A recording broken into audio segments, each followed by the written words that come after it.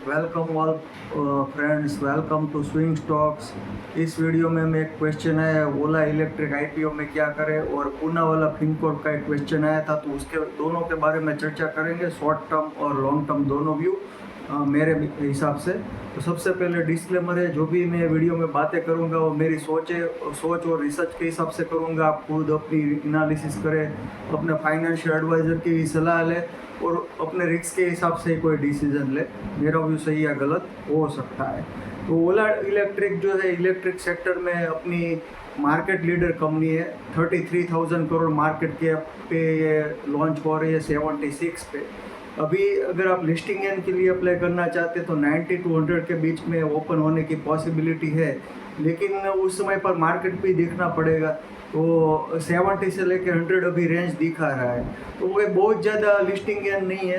तो इसलिए मेरी कोई लिस्टिंग गेन के लिए तो मेरी कोई राय नहीं है, लेकिन क्योंकि ये मार्केट लीडर कंपनी है तो पोर्टफोलियो में आप जगह दे सकते हो लॉन्ग टर्म के लिए। तो हालांकि ये हाई रिस्क वाली कंपनी रहेगी, क्योंकि कंपनी अभी भी लॉस कर रही है।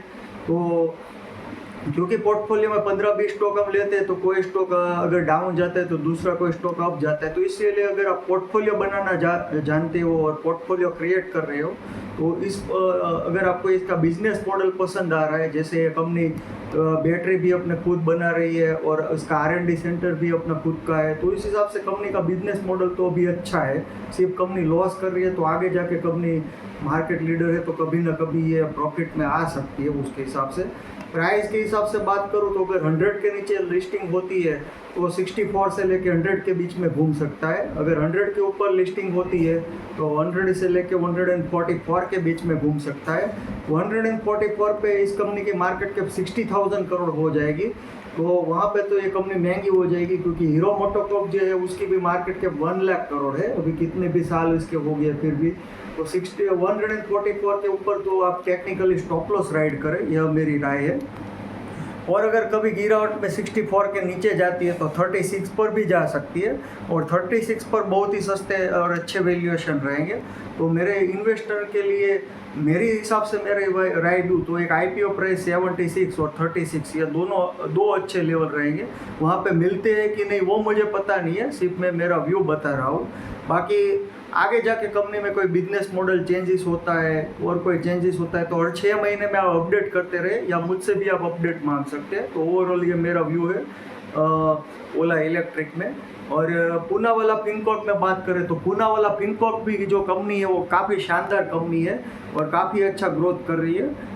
पूना वाला फिनकॉर्प की मार्केट कैप अभी 30,000 करोड़ है और अभी 380 पर चल रहा है। तो सबसे पहले शॉर्ट टर्म व्यू है, तो शॉर्ट टर्म ये अभी क्रिटिकल लेवल पर चल रही है। लास्ट स्विंग लो इसका 360 के आसपास है, तो अभी 360 के लेके 440 के बीच में घूमने की पॉसिबिलिटी है। तो 360 के नीचे जाता है तो ये 256 तक जा सकता है। लेकिन मेरी कोई बाइंग सेलिंग की राय नहीं है, मैं सिर्फ आपको मेरी एनालिसिस बता रहा हूँ। तो ये कोई पक्का नहीं होता है, सिर्फ मैं अप्रॉक्स मेरा जो लेवल है वो बता रहा हूँ। तो 360 के नीचे टिकता है तो 256 या 289 तक जा सकता है। हालांकि 256 बहुत ही अच्छे लेवल रहेंगे, तो आगे बात करते हैं। और 444 के ऊपर 440 के ऊपर टिकता है तो 500 जा सकता है, और 444 एक रेजिस्टेंस रहेगा, 500 बड़ा वाला रेजिस्टेंस रहेगा। 500 के ऊपर जाता है तो इसमें ब्रेकआउट होगा और वापस टेक्निकली पॉजिटिव होगा। तब तक ये 440 से वापस घूम सकता है या 500 से वापस घूम सकता है, यानी सेल एंड राइज वाला स्टॉक अभी बन चुका है। लेकिन कंपनी शानदार है। तो फंडामेंटल के बारे में थोड़ी बात करें तो कंपनी की बुक वैल्यू 105 रुपीज़ है, ROE 14 है और रिटर्न ऑन एसेट 4.4 है, यानी कंपनी जो लेवरेज रेशियो है कंपनी का 3 टाइम्स है। तो finance company 5 to 6 time leverage कर सकती है। तो आने वाले टाइम में कंपनी और भी फाइनेंस प्रोवाइड करना चाहे तो और भी कंपनी लेवरेज कर सकती है, यानी कंपनी ग्रोथ यहाँ से और भी 2 गुना ग्रोथ करने का चांसेस रखती है अगर कंपनी चाहे तो और कंपनी में कोई प्रॉब्लम नहीं आता है। तो कभी कंपनी की बुक वैल्यू 105 है, तो उस हिसाब से आगे जाके कंपनी ग्रोथ करती है तो बुक वैल्यू 200 भी जा सकती है। अभी देखें तो बुक वैल्यू 105 है और रिटर्न ऑन एसेट 4.4 है। इस हिसाब से इसका टारगेट अभी 450 का बन रहा है, जो अभी रेशियो है उस हिसाब से। बाकी आप इस जितने भी साल का व्यू है उस हिसाब से 15 to 20% का रिटर्न CAGR रिटर्न गिन सकते हो। लेकिन कई बार मार्केट है ना टाइम वाइज और प्राइस वाइज करेक्शन करता है, तो और भी थोड़ी बात कर लेते हैं, उसके बाद फिर से प्राइस पर आते हैं। कंपनी का जो अभी इंटरेस्ट इनकम हो रहा है वो लास्ट क्वार्टर में 1000 करोड़ के आसपास हुआ है, यानी पूरे साल में 4000 करोड़ का सेल्स होगा। उस हिसाब से अभी कंपनी 30,000 करोड़ मार्केट कैप चल रही है, तो एक मीडियम टू थोड़ा हाई वैल्यूएशन है उस हिसाब से। लेकिन कंपनी में और भी अभी ग्रोथ होने की पॉसिबिलिटी है, उस हिसाब से थोड़ा उसी सेल्स के हिसाब से हाई वैल्यूएशन है। शेयर होल्डिंग पैटर्न भी कंपनी की अच्छी है, प्रमोटर के पास भी अच्छी खासी हिस्सेदारी है, FI के पास भी है, BI के पास भी अच्छी हिस्सेदारी है, पब्लिक के पास 22% है, इसमें 2 HNI शेयर होल्डर्स भी है, तो शेयर होल्डिंग पैटर्न भी अच्छी है। अब प्राइस के ऊपर वापस आ जाते हैं, तो जैसा मैंने बताया शॉर्ट टर्म में 360 to 440 और 440 के ऊपर जाता है तो 500, 360 के नीचे जाता है तो 256 या तो 289 पर जा सकता है। 256 इसमें बहुत ही अच्छे वैल्यूएशन, एट्रैक्टिव वैल्यूएशन हो गए, और यहाँ पर अभी एक मीडियम वैल्यूएशन है 370 380 के आसपास। लेकिन अगर जैसा मैंने बताया कई टाइम से जब चला ये, जब पूना वाला का जो सीरम इंस्टीट्यूट वाले जो मालिक थे उसने एक्वायर की है कंपनी, उसके बाद कंपनी में करेक्शन आया ही नहीं था, उसके बाद पहली बार करेक्शन आया। वो बार ऐसा हो सकता है कि कंपनी प्राइस वाइज या करेक्शन करे तो 256 पर जा सकती है, और टाइम वाइज करेक्शन करे तो यहाँ पे ये घूम सकती है, मतलब 256 से लेकर 500 के बीच में।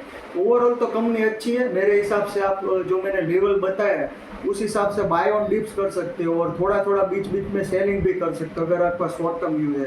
और लॉन्ग टर्म के लिए तो आगे भी ये कंपनी जाएगी, क्योंकि अभी भी लेवरेज कम है, वो कंपनी लगातार ग्रोथ करती रहेगी।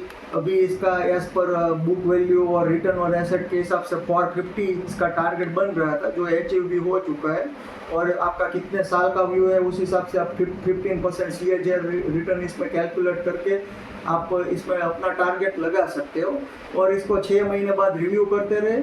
और कंपनी में अगर कोई NPA GNPA ज़्यादा आता है तो ये सब व्यू कैंसिल भी हो सकता है, तो कोई भी कंपनी में अपना रिस्क रहता है, तो अपने हिसाब से कंपनी को रिव्यू करते रहे।